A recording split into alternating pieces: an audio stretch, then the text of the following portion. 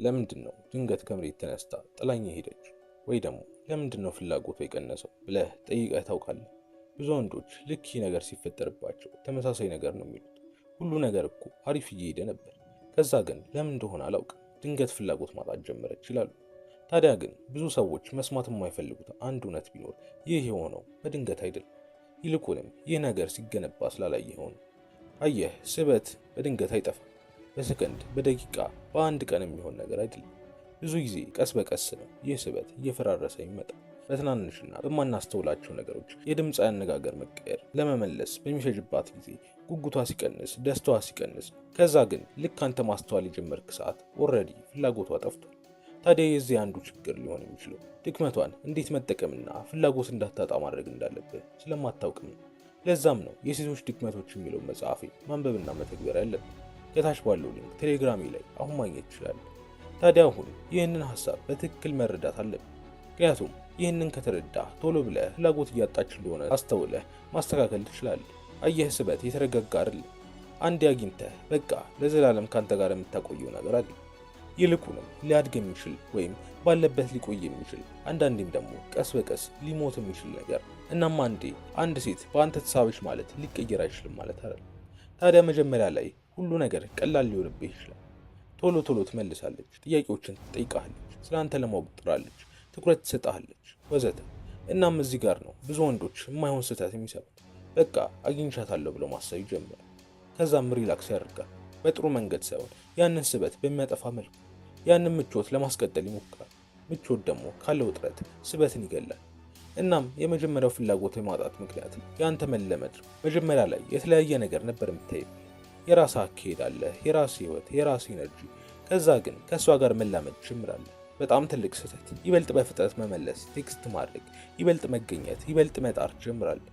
ከዛም ሳታውቀው መጀመሪያ የተሳበችበትን ማንነትን ታጠዋለህ። መለመድ ደግሞ ሴፍ ነው። ስበት ግን በሴፍቲ ብቻ ያድግ። ይልቁንም እርግጠኛ ለመሆን ያስፈልገው። ግድ ቶክሲክ ወይም መርዛማ መሆን የለብንም። በትንሹም ቢሆን ግን ሚስጥራዊነት ያስፈልጋል። ልክ በደንብ ያንተን ነገር መገመት ስትችል፣ ልክ በደንብ ስትላመድህ የሚቀራት ነገር አይኖርም። ሁሉም ነገርህን ኦልሬዲ ያውቋለች። ስለዚህ ፍላጎቷ ይጠፋል ወይም እየቀነሰ ይመጣል። ሁለተኛው ስበትን የሚገለው ምክንያት ደግሞ ከመጠን በላይ እሷ ላይ ኢንቨስት የምታደርግ ከሆነ። አየህ፣ ስበት በደንብ የሚሰራው በሁለታችሁም በኩል ተመጣጣኝ ጥረት ሲኖር። ያው እንደኔ ከሆነ አንተ ይልቅ ያው እሷ ብትጥር የተሻለ ነው። ካልሆነ ግን ቢያንስ ተመጣጣኝ መሆን አለበት እንጂ ከእሷ ይበልጥ ሪሌሽንሺፑን ለመገንባት አንተ መጣር በፍጹም የለብን። ልክ አንተ ይበልጥ መጣር፣ ይበልጥ መስጠት ስትጀምር ሁሉንም ነገር መሸከም ጀምራለህ። ነገሮችን ማነሳሳት፣ ወሬዎችን ማስቀጠል፣ እሷን ለማስደመም መሞከር ጀምራለህ። ይህ ደግሞ ነገሩን የተገላቢጦሽ ያድርገውና እሷ ሳትሆን ስለ አንተ ስታስብ የምትውለው አንተ ትሆናለህ ስለ እሷ ስታስብ ስታሰላስል የምትውለው። ያ ማለት ደግሞ አንተ ይበልጥ በእሷ እየተሳብክ ትመጣለህ እንጂ እሷ ጋር ምንም የሚጨምር ነገር አይኖርም። ሰዎች ደግሞ ዋጋ የሚሰጡት ይጣሩለትን፣ ኢንቨስት ያደርጉለትን ነገር፣ በቀላሉ የሚያገኙትን ነገር ዋጋ ይሰጡት። ለዛም ልክ እሷ መጣር ስታቆም በዛው ፍላጎቷን ይቀንሳል። ሶስተኛውና ዋነኛው አንተ ላይ ፍላጎትን እንድታጣ የሚያደርጋት ነገር ደግሞ ያንተ እሷ ላይ ስሜታዊ ጥገኛ መሆንህ። ይህ በጸጥታ የሚገድል ነገር ነው። ምክንያቱም ብዙ ወንዶች ይህንን እያደረጉ እንደሆነ ራሱ ጭራሽ አይታወቃቸው። አየህ፣ መጀመሪያ ላይ ካልም ነህ፣ ሪላክስ አድርገህ የራስህ ላይፍ ላይ ነው ትኩረት። ከዛ ግን ጊዜ እያለፈ ሲመጣ ያንተ ሙድ እሷ ላይ ጥገኛ መሆን ይጀምራል። ቶሎ ከመለሰች ደስ ይላል። አቆይታ ከመለሰች ግን እረፍት አይሰማም። ትንሽ እየራቀች ከመሰለህ ትደነግጣለህ። እናም ይህ ኢነርጂ እንዴት አክት እንደምታደርግ ይቀይሯል። ከሚገባው በላይ ማሰብ፣ ማሰላሰል ጀምራለህ። ደብል ቴክስት ማድረግ፣ ያልተሰበሩ ያልተበላሹ ነገሮችን ሳይቀር ለማስተካከል መሞከር ጀምራለህ። እናም ይህ ይታወቃታል። የሆነ አይነት ግፊት ይሰማታል። ይህ የስሜት ግፊት ደግሞ ፍላጎቷን እየገደለው ይመጣል ማለት ነው። ምክንያቱም ስበት የሚተነፍስበት አየርና ክፍተት ያስፈልገዋል። እሷን መፈለግህና እያንዳንዷን አክቷን መቆጣጠርህ፣ ማውጣት ማውረድህ ደግሞ ያፍናታል። ስለዚህ ክፍተት መስጠትን መላመድ አለብህ። በዚህ ጉዳይ ላይ የተካነው የሎርድ ባይረንን ጥበብ መጽሐፌ ላይ ስላካተትኩት ከታች ባለው ሊንክ ቴሌግራሜ ላይ ቼክ ማድረግ ትችላለህ። ታዲያ አሁን ወደ አራተኛው የሴቶችን ፍላጎት የሚያጠፋው ምክንያት ስንመጣ ደግሞ እሷን መገዳደርህን ማቆም ነው። አየህ፣ መጀመሪያ ላይ የሆነ አይነት ውጥረት ይኖራል። ጨዋታ የተቀላቀለበት ቢሆንም እንኳን የሆነ አለመገመት ይኖራል። ከዛ ግን እያየችህ ስትመጣ ቶሎ ተስማሚ፣ ምንም የማይገዳደራት ከእሷ ሀሳብ ጋር ዝም ብሎ የሚስማማና በእሷ የሚነዳው ሆነ ታገኘሃለች። በራስ መተማመንን ታጠዋለህ። በፊት ለማለት የማትፈራቸውን ነገሮች አሁን ላይ እሷን ቢያስከፋትስ እያልክ መተው ትጀምራለህ። ጨዋታ ሁሌ ሴፍ ነገር ብቻ ይሆናል። ትንሽ ቻሌንጅ የሚያደርጋትን ነገር ማድረግ ታቆማለህ። እናም ያንን የስሜት ብልጭታ እንዲያጠፋ ታደርገዋለህ።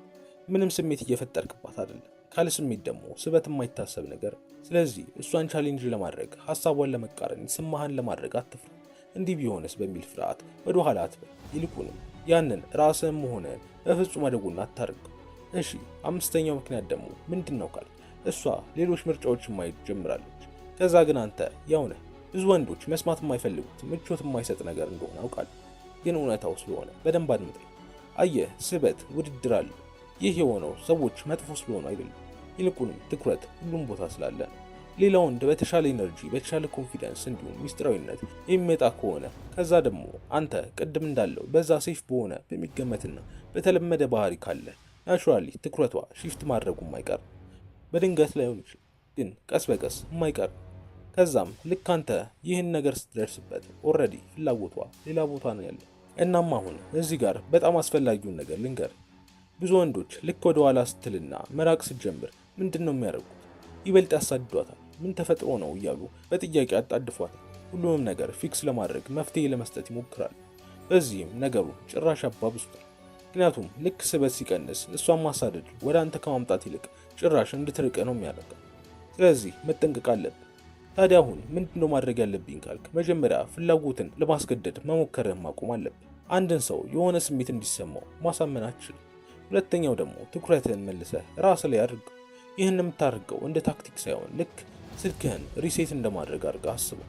ስለዚህ ወደ ግብህ፣ ወደ ዕለት ተዕለት ተግባርህ፣ ወደ ዲሲፕሊንህ፣ በአጠቃላይ ወደ ህይወትህ ተመለስ። ሶስተኛ፣ ኢነርጂዋን ከማሳደድ ይልቅ ማች አድርግ። ወደ ኋላ ማለት ከጀመረች አንተም ክፍተት ስጣት። ይህ ኢጎ አይደለም፣ ይልቁንም ራስን ማክበር። አራተኛ፣ ያንን የስሜት ውጥረት መልሰህ አምጣ። በቀላሉ አትገኝላት። ያንን የለመደችውን ነገር አትስጣት። አምስተኛ ደግሞ ቶሎ ብለህ ጊዜ ሳይሄድ እውነታውን ተቀበል። አንዳንዴ ፍላጎቷ ሙሉ ለሙሉ ሊጠፋ ይችላል። አንዳንዴ በምንም ስትራቴጂ መልሰ ማምጣት ሊከብድ ይችላል። ግን አንተ ሁሌም ቢሆን ምርጡን ውሳኔ መወሰን አለብህ። እናም በዚህ ሰዓት ምርጡ ውሳኔ የሚሆነው ደግሞ ትቶህ የሄደን አካል ማሳደዱ እንዳልሆነ ግልጽ ነው። ምክንያቱም እውነታው ስበት ድንገት የሚጠፋ ነገር አይደለም። ይልቁንም ልክ አንተ ስሜትህን መቆጣጠር ሲያቅት ኦቨር እሷ ላይ ኢንቨስትድ ስትሆን፣ የተለመደ አይነት ሰው ስትሆን፣ እሷ ላይ ጥገኛ ስትሆን ቀስ በቀስ እየጠፋ የሚመጣ ነገር ነው። ስለዚህ ዋናው ግብህ እሷን መልሶ ማግኘቱ ብቻ አይደለም፣ ይልቁንም ራስህን እንዳታጣ ማድረጉ። ምክንያቱም ራስህን ያጣህበት ቅጽበት ነው እሷም አንተ ላይ ያላትን ፍላጎት ማጣት የምትጀምር። ከዛ ደግሞ ልክ ራስህን በገነባህበት ቅጽበት ሁሉም ነገር ድጋሚ መቀየር ይጀምራል። ይህ ደግሞ ከእሷ ጋር ብቻ አይደለም፣ ይልቁንም ከሁሉም ጋር እንጂ። ቀጣይ በሌላ ቪዲዮ እስከምንገናኝ ከታች ባለው ሊንክ ቴሌግራሜን መቀላቀል እንዳትረሱ። እንዲሁም ላይክ እና ሰብስክራይብ በማድረግ ይህንን ጠንካራ ቤተሰብ ተቀላቀል። ሰላም።